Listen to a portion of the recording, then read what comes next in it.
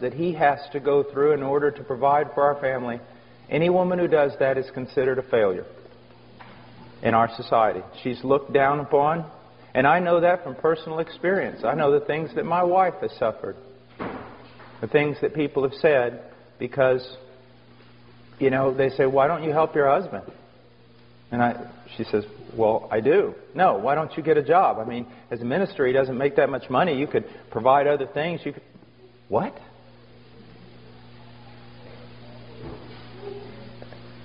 Now, we're going to look at a few things that are very, very important.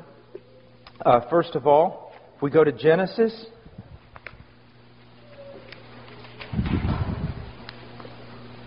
chapter 2.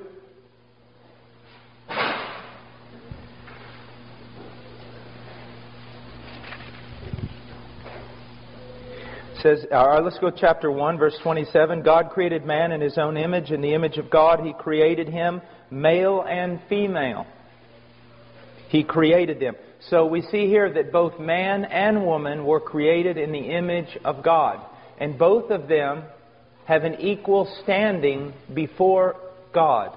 The roles that they play in the marriage has nothing to do with a lack of equality. When we will get to the point where it says that a man is head of his home and a wife is to live in submission to her husband, it does not mean that the wife is less than her husband. It does not mean that. If you think it does, then guess what? You've just destroyed the Trinity. Because did not the Son submit to His Father? So did that make the Son less than His Father? If you say yes, then you have just committed heresy. Within the Trinity itself, the Son submitted to His Father. And yet the Bible says the Son and the Father are one and they are equal. So my wife and I, we are one and we are equal. We function in different roles. Okay? Now today everyone says, no, if you've got to have the same role or you're not equal. That's why there's this push by feminists, and they've won the day, to be honest with you. They've won the day, that women ought to be fighting on the front lines.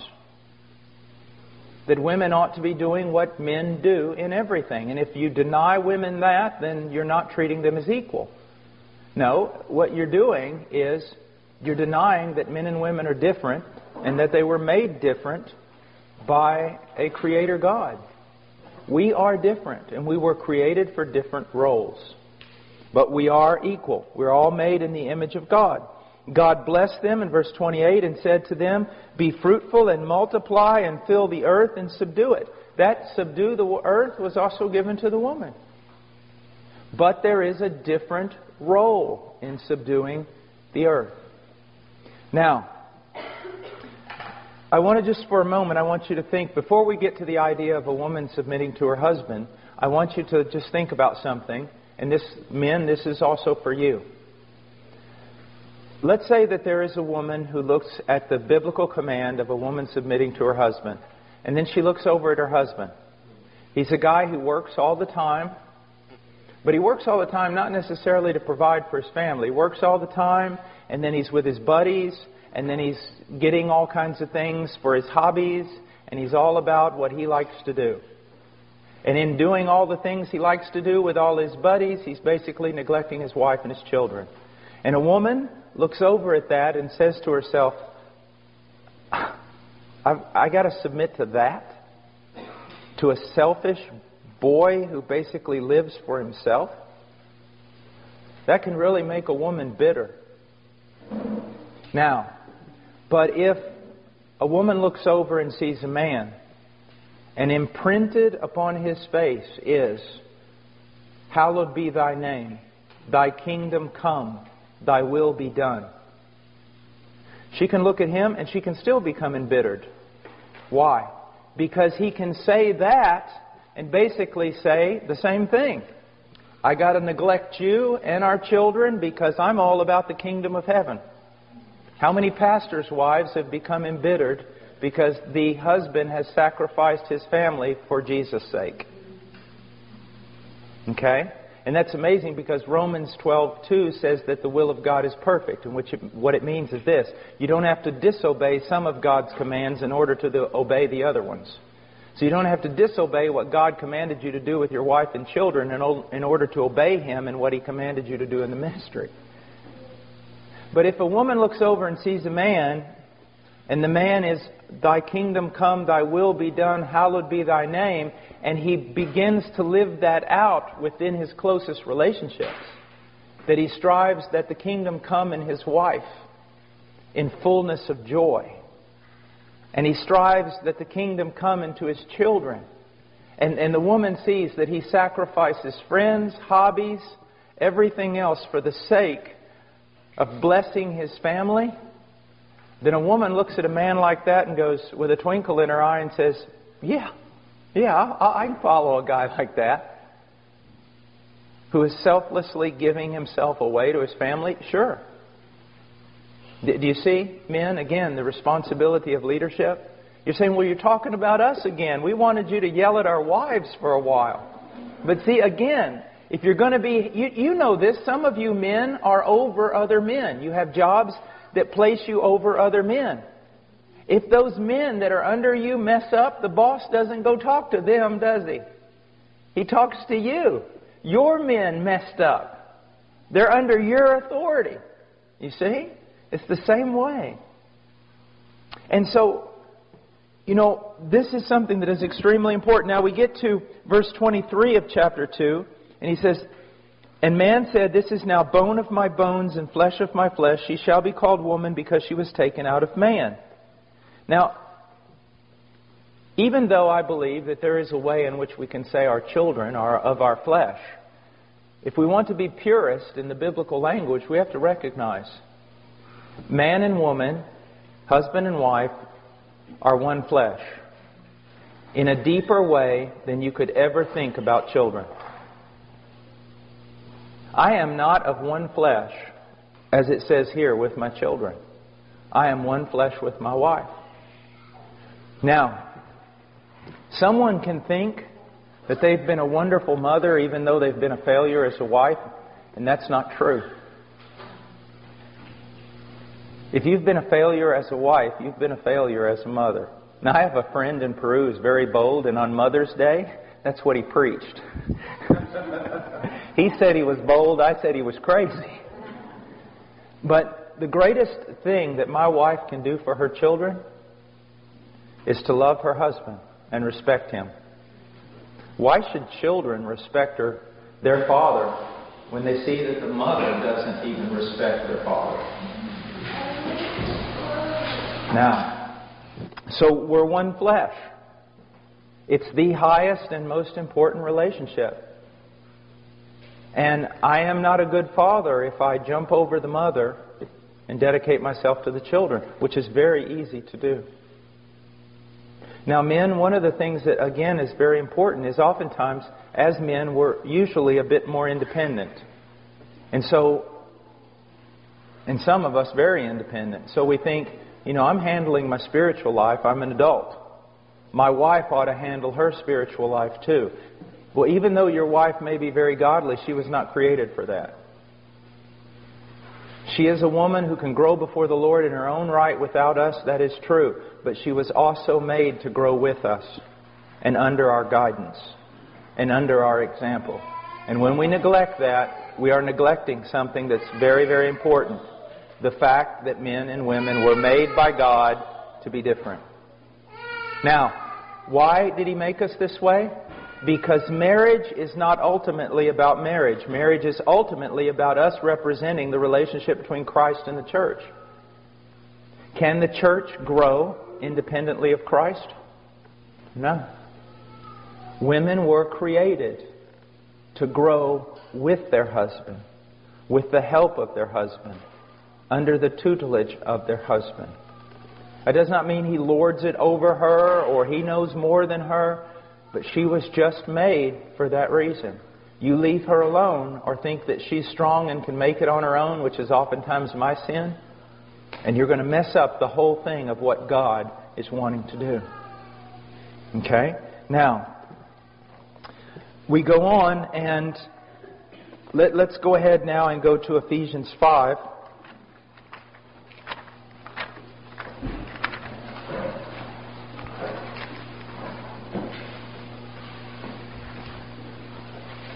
In verse 22, well, let's go to verse 21. And be subject to one another in the fear of Christ. So that's, believers are to be subject to one another in the fear of Christ. Wives, be subject to your own husbands as to the Lord.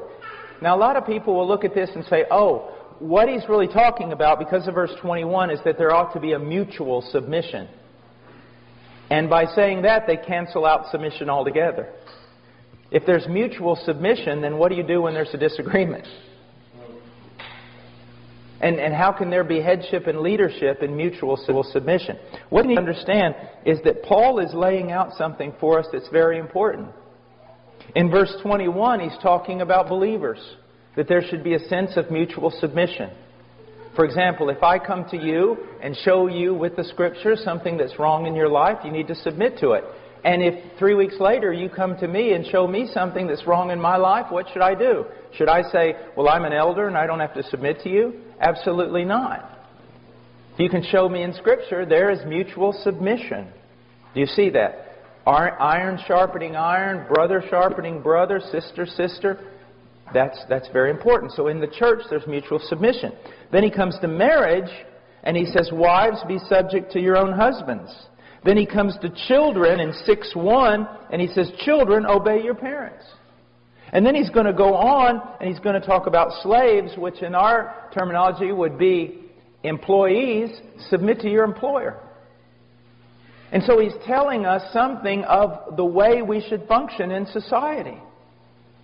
That in the body we should submit to one another. When we go to Peter, though, we also learn that we ought to submit to our elders when they're functioning according to the Scriptures and can show us with the Scriptures. We learn from Romans 13 that we ought to submit to the government. We ought to pay taxes and things like that. Well, here we're learning that in the context of the family, wives, be subject to your own husbands as to the Lord. You do it for the sake of the Lord. Now, let me just show you a practical way in which this works. Let's say that a big decision has to be made in our family. And I look at that big decision. I don't just make the decision. Say, well, I'm the boss. No. What I do is, my most trusted counselor with decisions regarding my family should be my wife. So we have to make this big decision. I go and talk to my wife. I want to hear what she has to say. And if we're in agreement, bam, okay, let's make the decision. If we're not in agreement, it doesn't mean, well, if we're not in agreement, it doesn't mean that, well, my wife's not in agreement, so I'm not going to make the decision. But what it does mean is this. If she's not in agreement, that's a real red flag for me. I mean, she's my most trusted counselor in the family. So if we're not in agreement, a red flag goes up for me. And what I'm going to do is I'm going to postpone that decision if I can. So that she and I can pray together, talk about it more until we come to unity. And when we come to unity, I'll make that decision. But now, if the decision has to be made and we can wait no longer, as the head of my family, it's my job to make that decision. And if I am right and my wife is wrong, I do not gloat over her. And if she is right and I'm wrong, she does not gloat over me, ladies. Dear sisters, there's something that you need to recognize. Your husband is going to be judged more severely than you. When he's wrong, you should not gloat over him. You should be brokenhearted. Because he's going to be called to account for the wrong decision he has made. You need to be praying for him. His is a fearful, fearful job. Even though he may not know it. Even though your husband may just make decisions nonchalantly because he really hasn't learned the fear of the Lord, you need to pray that he does. And when he makes a wrong decision, you really need to be a blessing to him. It's a hard thing. It's a very hard thing. It's a dangerous thing. To whom much is given, much is required. Now, I want you to notice something here. It says, wives, be subject to your own husbands. And then, in the end, in verse 33, it says, nevertheless, each individual among you also is to love his own wife, even as himself, and the wife must see to it that she respects her husband. Now, it's interesting here that it doesn't say that wives are supposed to love their husbands. It says they're supposed to submit to them and respect them. And it's interesting that here it doesn't say that husbands are to submit to and respect their wives, but they are to love their wives. Now, that does not mean that husbands are not to respect their wives or that women aren't to love their husbands. That's not what it means. But it does tell us something that's very interesting. I do not need my wife to call me 3 times a day and say, honey, I love you. I don't need her to send me flowers that says, I love you. I mean, I'm sorry, I just don't need that. I don't. What do I need? I need my wife to respect me. That's what I need. As a man, I'm made different than a woman. I need my wife to respect me. The whole world. I can wake up one morning, and sometimes with the internet, I feel like I do, and every person in the world standing outside my yard with down with Paul signs. Paul should die. Paul's a false prophet. Paul's this. I mean, I get everything you can imagine. That really doesn't affect me. What does affect me is when my wife, when I feel as though she does not respect me. That kills me. It takes all the strength out of me. You want your husband to be strong? Respect him. Honor him. Now, here's an interesting thing. But it does say that the husband should love his wife. What does the wife need? Constant reminders of that she's loved. She needs constant reminders that she's loved. You say, well, you know, I'm just not the kind of guy that says that stuff. I know you're not. Repent. But here's our problem. Here's my problem. We get to thinking that our wives are like us. Well, I don't need someone telling me they love me all the time. I don't need affirmation in that area. And so we don't give it. Not because necessarily we're just terrible husbands. I'm telling you, we've been raised in a culture where we've been led to believe that we're just alike, men and women. And we're not. We're not just alike. Now, my wife needs respect. Your wife needs respect. But primarily what they need is an affirmation that they are loved, especially today. I mean, a woman's not even worthy of love in today's culture unless she's 5'10" and weighs 7 kilos or something. You know what I mean? You know that, right? We say she's not even worthy of this kind of stuff. That's only for very special women. And that's the kind of, you know, your women, your wives constantly are looking at women in magazines who aren't even real. And they're going, I don't look like this. You know Cindy Crawford, the famous supermodel? She said something one time that was really wise and true. They were interviewing her and she said, what you need to understand is Cindy Crawford doesn't look like Cindy Crawford. And they said, what do you mean? She goes, do you really think my legs are that long? You know, they can do great things with a computer. And when I'm bent over like this with a beach ball, yeah, I've got a little roll of fat here too, but they can move that away. They can take that off. And so what happens is just normal women are being compared, and they compare themselves to these pictures that aren't even real. Not even the supermodel looks like that. And they walk around going, how could my husband love me? And then, if they walk in the living room and the husband is watching a television show where the women do look like that, don't think, man, that doesn't impact your wife negatively. That it doesn't make her think again, am I even loved? So we need different things. We need different things. Now, there's a whole... What's amazing about this passage is it only really tells the woman, just be submissive to your husband and respect him. And the whole chapter is about men and how they're supposed to die to themselves and love their wives as Christ loved the church.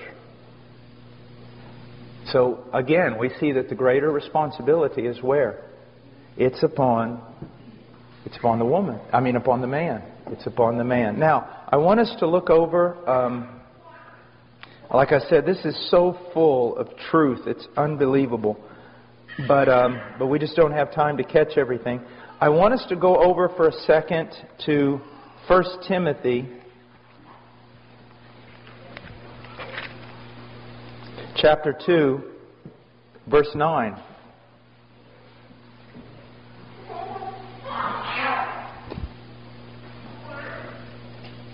Likewise, in verse 8, Paul says, therefore I want men in every place to pray, lifting up holy hands without wrath and dissension.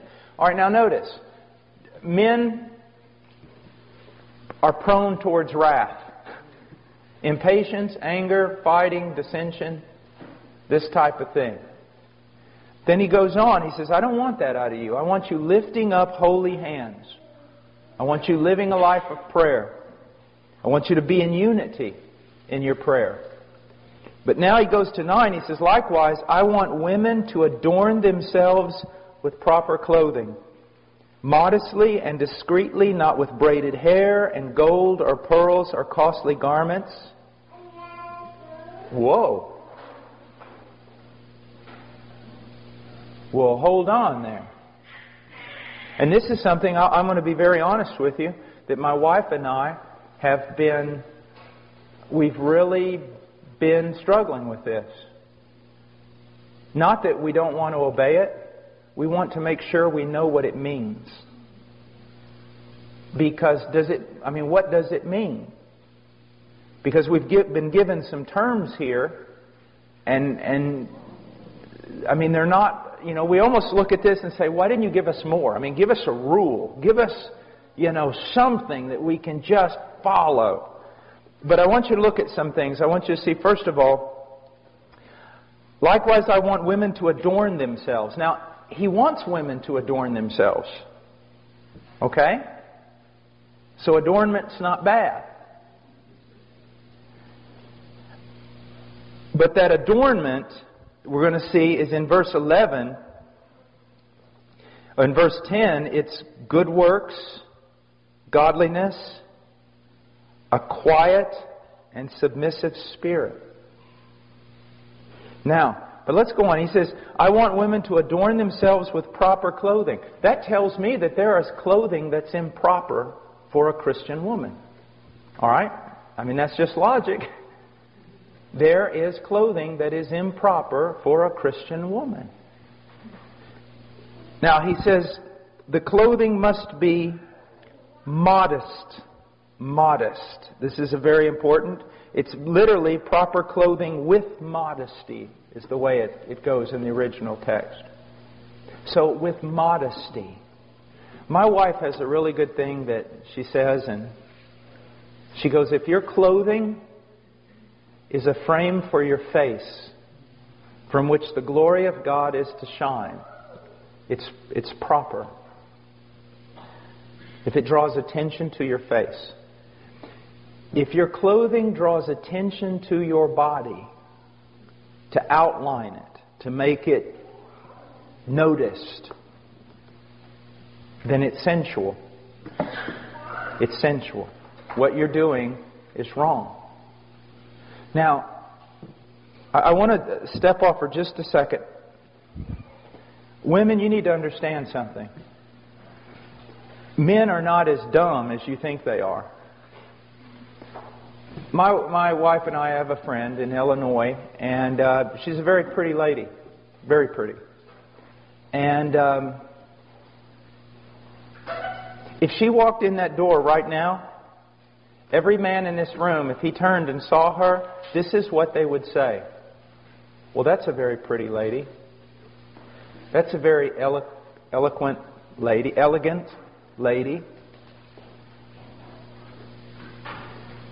That's a beautiful lady.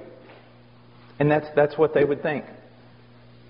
But ladies, there are also women that aren't half as attractive as that lady I just described to you, either in their face or in their body. And they could walk in that door, and the moment every man heard the door open and he looked over there, if he was a godly man, he would have to go like this. Because it's not beauty. It's sensuality.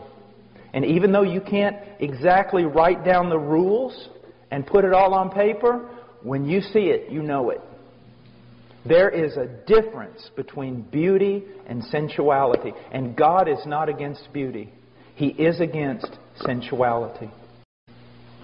In Philippians, we are told to think on things that are excellent, that are noble, that are just, that are right, that are true.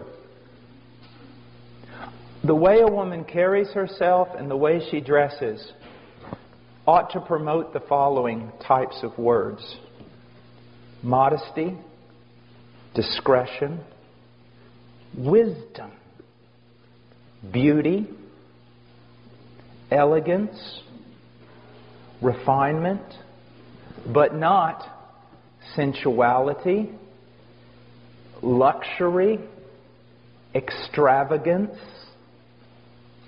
You know, extravagance, ladies, is when your husband wants you to take off your earrings so he can make them into lures to catch northern pike.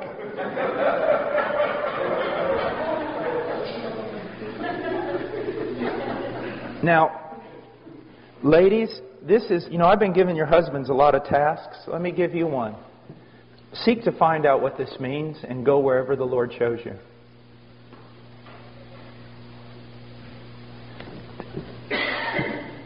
There is nothing more attractive than a woman who has this look of wisdom and discretion and nobility and simplicity. Simplicity. It's just a simple beauty about her. Now, I was teaching in Romania, I guess it was about 2 years ago, and I was at a university. I think it was Brașov, University of Brașov, I think, or something. And it was Europeans, just European techno-punk kind of stuff, All these all these college students come in there and everything. There's a whole room full of them. And there was a bunch of girls there at the bottom of the auditorium in the first rows, purple hair, nails through their nose, just stuff like that, And I looked at them, and I didn't get angry. It just really broke my heart. You just look at these little girls, and you think, oh, Lord, where is their father? What's happened? And this is what I did. I looked at them and I said, how many of you have seen the movie Pride and Prejudice? BBC, or the recent one with Keira Knightley, or how many of you have ever seen that? Or seen Sense and Sensibility? Those two movies. And most of them went, I have. And I said, after you saw that movie, those movies, did you feel sad? Kinda?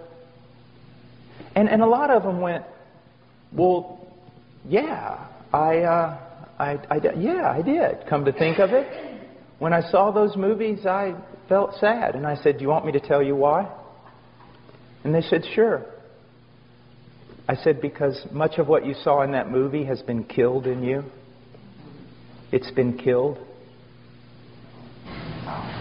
There was a time when people dressed for the sake of beauty. Now it's for the sake of lust. It used to be refinement. Now it's grunge.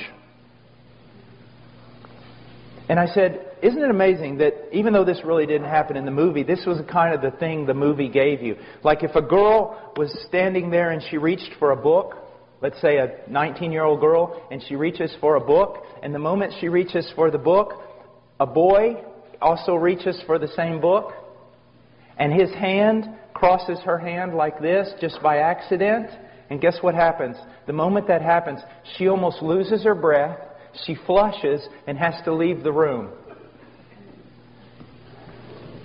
Look what they've done to you. Look how they've robbed you. And you've allowed yourself to be robbed. The young man, his heart's beating and he doesn't even know what to do. He just jumps out of a window. The young girl is all flush and she's just feeling all these emotions that are just about to explode in her heart, and tenderness and innocence and all these things that have been killed in you, young lady. They've been killed. Sin causes death all the time. It kills everything. It kills beauty. It kills poetry. It kills refinement. I would challenge you to get into the Scriptures, and it is a difficult task, because you start asking yourself a question, well, what is it? What is masculine? I mean, does it mean I can never wear pants? Does it mean this or that? Those are very hard questions. And you know what? You need to have a lot of grace, because when the Scriptures do not say something specifically, you better not be putting your specific rules upon people. Be very careful here. And as you know, I mean, my wife's here. She doesn't dress like a Puritan or something. But at the same time, I can tell you that she and I are in a transition. Because we've honestly, you get around to trying to look at different aspects of your life. And one of the things is, what is it supposed to look like to be a feminine, beautiful woman with discretion and wisdom and nobility? And you could dress a woman in a skirt that went all the way down to her heels, and she could still be sensual and ungodly. I mean, nothing's going to cover up a wicked heart. But how should the daughters of God dress themselves? And, some people have gone really, I think the other side, and they just wear, denim skirts and white tennis shoes and, put their hair a certain way, and everybody's a homeschooling mom. I don't think that's what the Scriptures had intended either.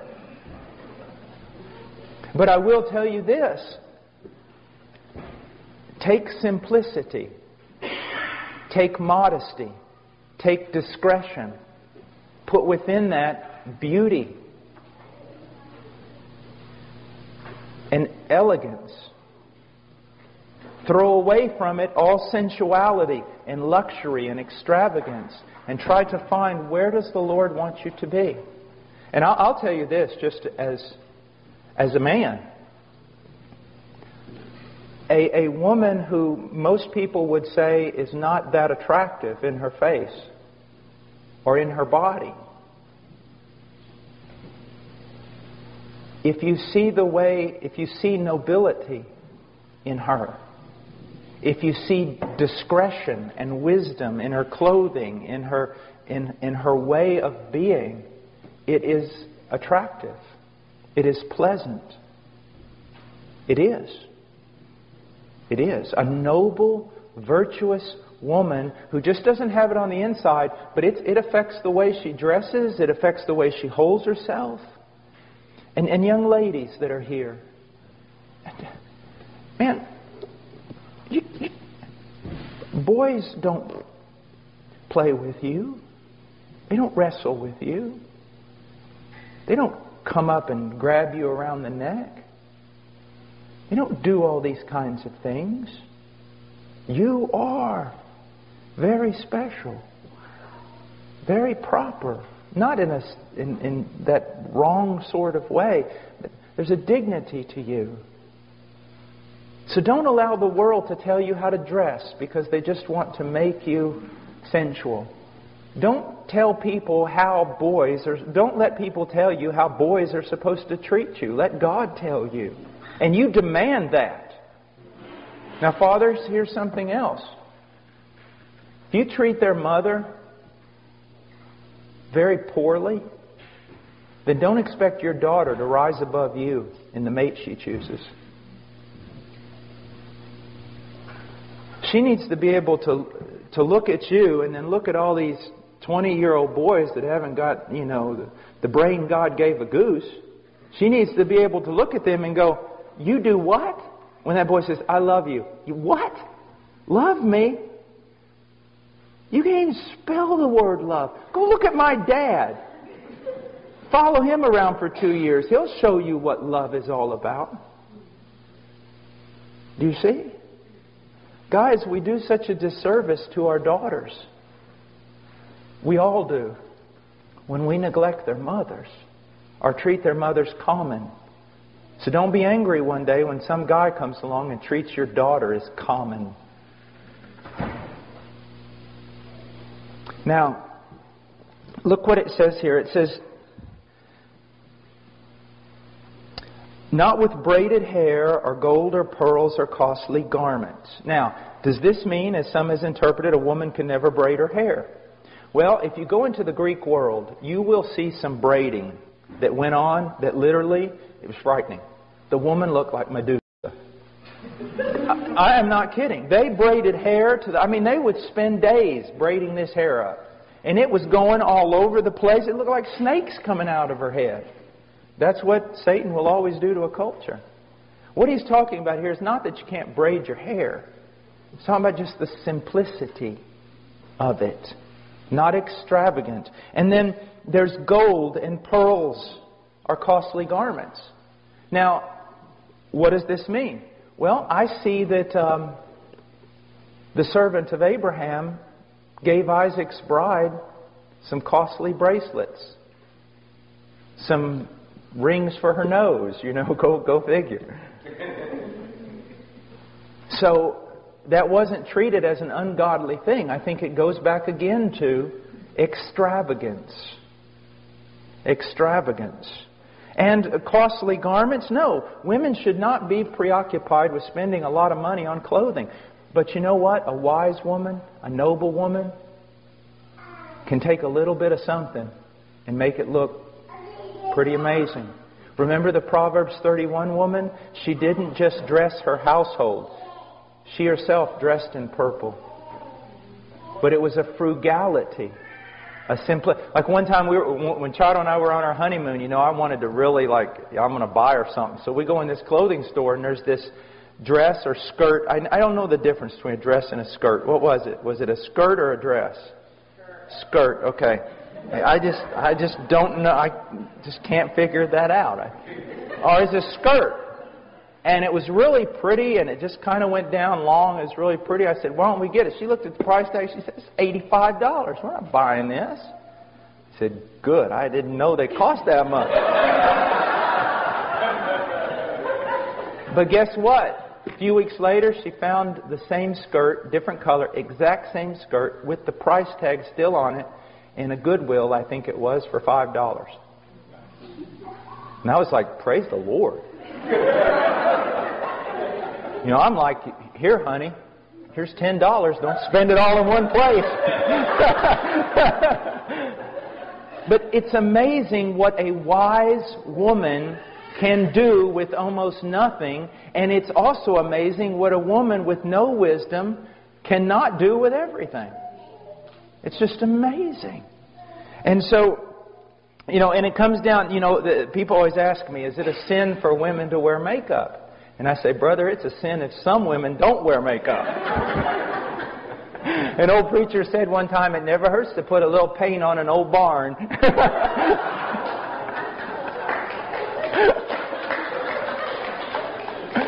But now, here's the point again.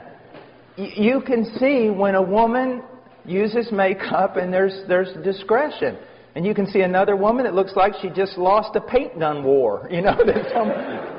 And that's just what it comes down to. And then there needs to be a lot of grace when you make your decision. I remember one time I'd preached in Romania, and God had really moved and saved a bunch of people, and the meetings were all extended. And then the next year I came back and I brought my wife. My wife had some little earrings in and things like that. And this Romanian woman walked up and she goes, "Brother Paul, you preach power of God in your life. How could you be married to a woman like this?" And I was like, I'm stepping back because there's going to be a fight. And my wife was so wise. She got her in a headlock and pounded. No, I'm just kidding.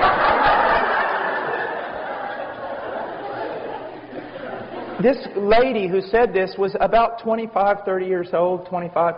And she looked just haggard. But, I mean, in her face, you could see she was an attractive lady, but she was just haggardy. I mean, just morose.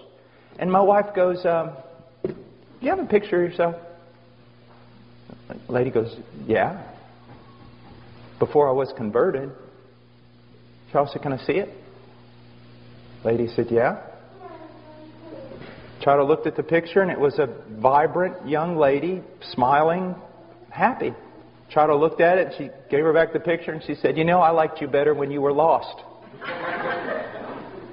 And then she came back to her and said, "Is this what Jesus does to a person? Kills their joy? Makes them mean-spirited? Okay, you don't have any makeup and you don't have any earrings on. But you look," she didn't say this, but I know she was thinking it, "you look like a zombie from the Dawn of the Dead movie."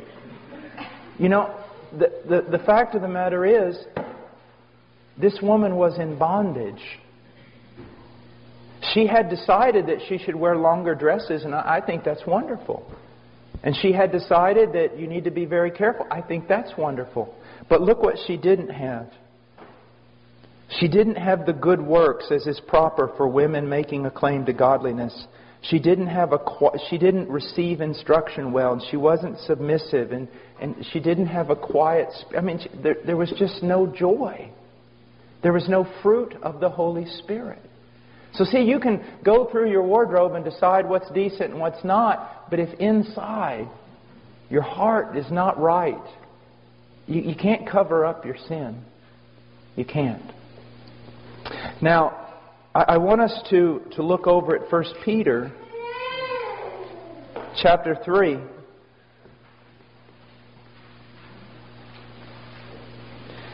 Verse 1, "In the same way, you wives, be submissive to your own husbands, so that even if any of them are disobedient to the word, they may be won without a word by the behavior of their wives." I want to tell you something. This makes me laugh.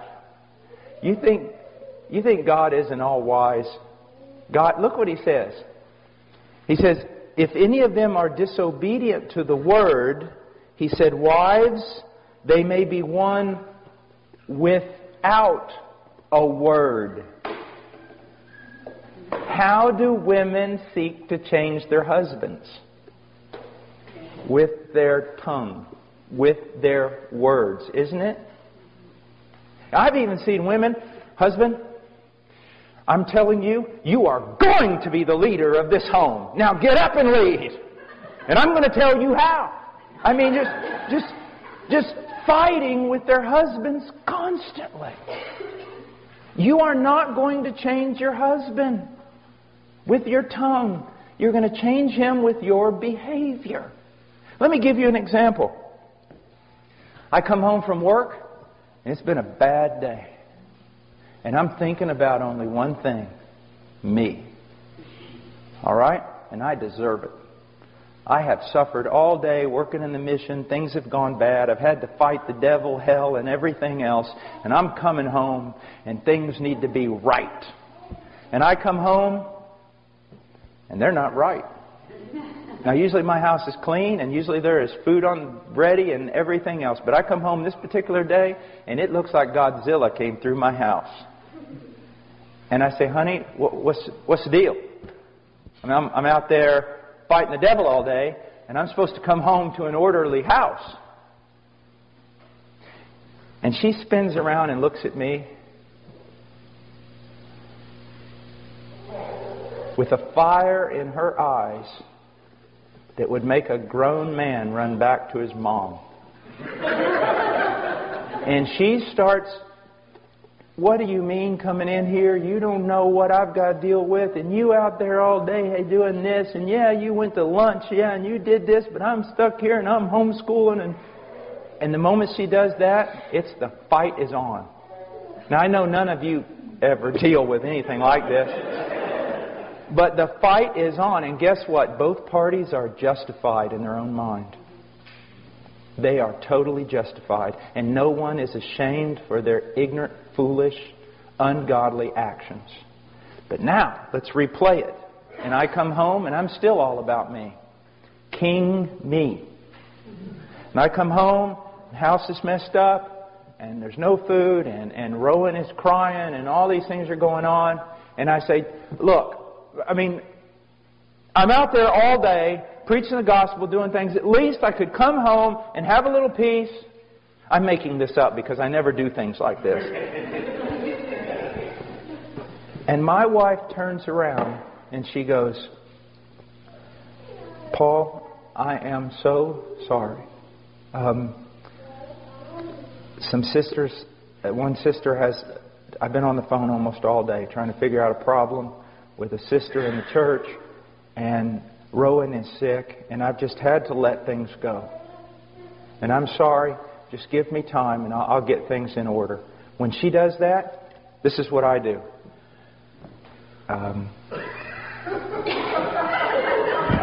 I go outside, go into my workshop, find oak is usually the preferable wood that you want. But hickory also is a good wood to use.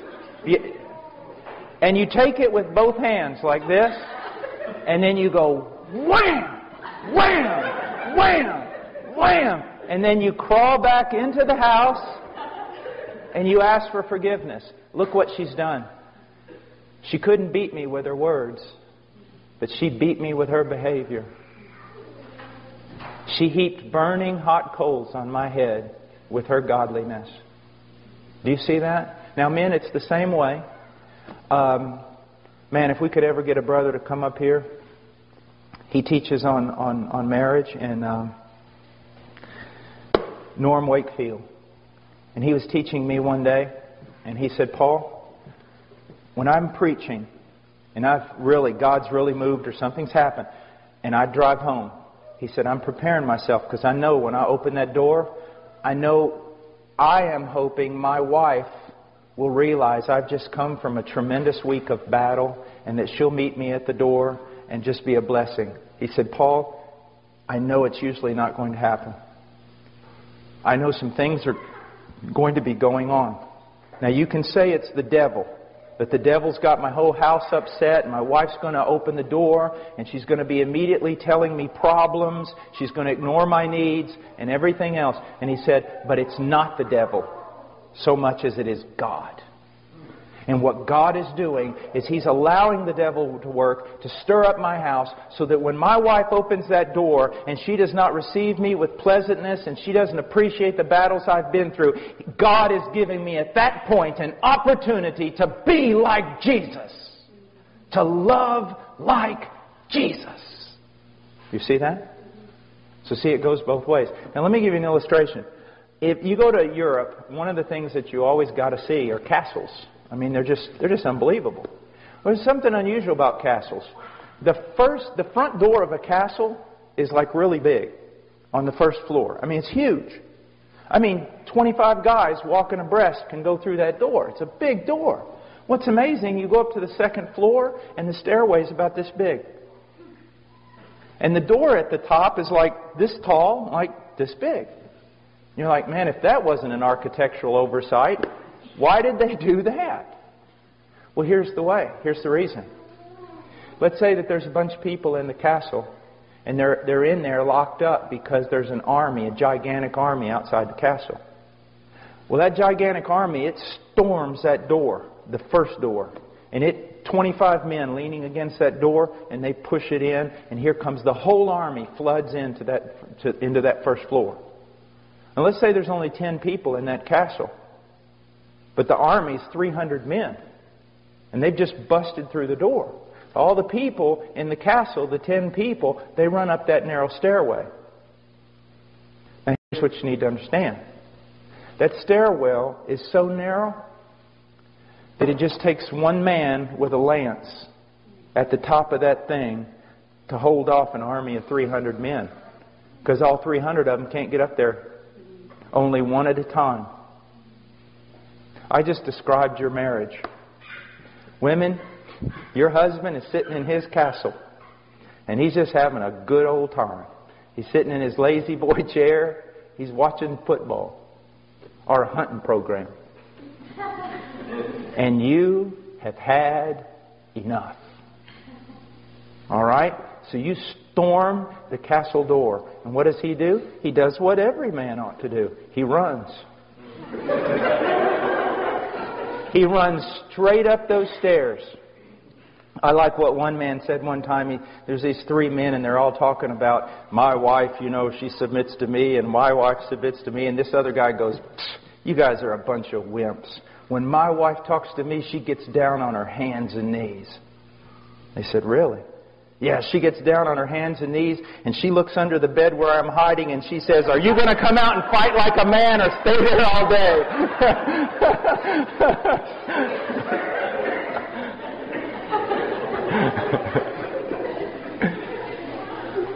But here's the thing, wife. Your husband sees you, sees that double-edged sword coming out of your mouth, and he runs up and he's got his lance, and you coming up that stairwell. And you're coming up that stairwell fighting with him. That tongue of yours is moving like a weed eater. And the whole time you're giving him the rights. You're just telling him the way it ought to be. The whole time you're doing that, you're also praying. God, why don't you help me with this man? God, why don't you help me with this man? God, why don't you do what you need to do? Why don't you change this man? God, I can't understand. And every time you say, God, why don't you help me with this man? God's going, get out of the way. And you're like, oh, I'm not getting out of the way. And you just keep fighting. God, why don't you get up here and help? God goes, there's room for only one. Get out of the way. And you won't get out of the way. Because you'd rather just wag that big dangerous tongue of yours than you would get out of the way. I thought about writing a book. I'm still thinking about writing a book to wives on how to act in such a way so that God will kill your husband. I'm just afraid it'll be a bestseller and we'll have a lot of men dying. But you remember what God says? In Romans 12, give place to the wrath of God. Get out of the way. It says, don't deal with your enemies. Don't fight fire with fire. If someone does evil to you, don't do evil back. Just get out of the way. And what God is telling a woman is this. Continue in your godliness. Continue in your quiet spirit. Seek to honor Him as much as you can. And call out to me. And I will be your help in the day of trouble. God changes people. And this works the same way with husbands. Except more so. Husbands, you are called. The wife is never really called to be an example to her husband. But the man is called to be an example to his wife. You want your wife to change? Be an example. Be an example. And brothers, you know, I hate teaching this because it just points out my own errors. But I'm not teaching it because I live it perfectly. I'm teaching it because it's true and I need to hear it every day. And so do you. And ladies, it's the same thing. So do you. You need to hear this. He says, without a word, by the behavior of their wives, as they observe your chaste and respectful behavior. Again, look at this. Your adornment must not be merely external. And the word merely in Greek is not there.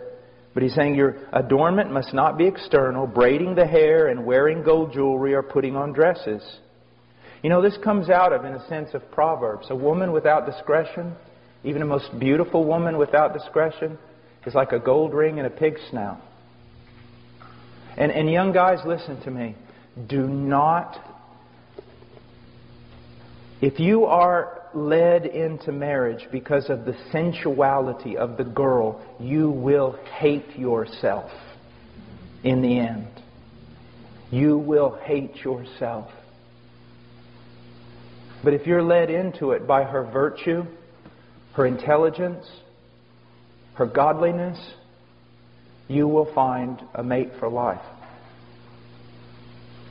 Now, he says, but let it be the hidden person of the heart with the imperishable quality of a gentle and quiet spirit, which is precious in the sight of God. Women, I've seen women, act like street brawlers. Come on, you want to fight? Is that all you got? No, that's not the way they're supposed to be. A gentle and a quiet spirit is the thing that will most disarm your husband. Now, again, let me say this. I'm talking in regard to just a normal marriage with its normal problems. I'm not saying that a woman who has a violent husband who's putting her life in jeopardy ought to just stay there and be a punching bag. Not at all.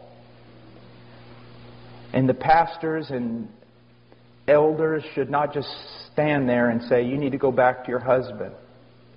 They need to protect this woman. She's a daughter of God. They need to treat her as their own daughter. And those pastors, if there's a sister in the church being abused by her husband, they need to stand in even if it means they get punched. It's what pastors do. Or it's what they're supposed to do anyway.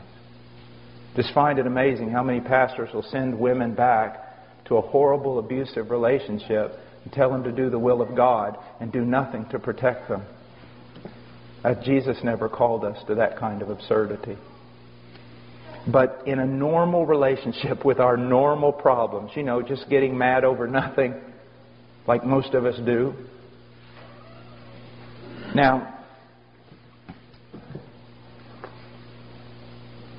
there's so much to say here. Let me say, it hurts me because this is like 7 days we could be talking just about this women thing.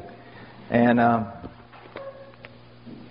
let's go to the Song of Solomon. I want to talk to the young ladies, but this applies to everyone.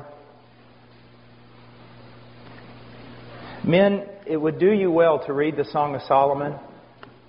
It would do me well because of all the beautiful things that is said here that to us seem just too goofy. But it's just because as men we're just so hardened. Look at the things that are found in the Song of Solomon.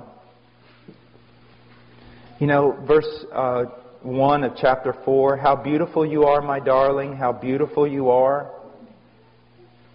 Verse 7, you are altogether beautiful, my darling, and there is no blemish in you. All these types of things that are said that I fail to say. Because again, I think my wife is like me. Now, I want you to just look at something from the Song of Solomon again. Look at verse 9. You have made my heart beat faster, my sister, my bride. You have made my heart beat faster with a single glance of your eyes. There was a time when that was true. There was a time, guys, when you acted like peacocks strutting around just to get your wife to look at you. You saw that she looked at you and you almost fell over backwards. It's just like with the Lord, isn't it? When we first met the Lord, and if He showed us anything in His Word, we were so excited we didn't even know what to do. And now He shows us things we don't even want to hear. There's something terrible about being in a relationship when it turns common. Now, another thing I want you to look at here in verse 9. He says, you have made my heart beat faster with a single glance of your eyes, with a single strand of your necklace. Now, you say, Brother Paul, what does that mean? Well, first of all, let's look at it as with Christ and the believer. He says, you're altogether beautiful, my darling. Why? Because He shed His blood for her. and cleansed her. Notice that he did not.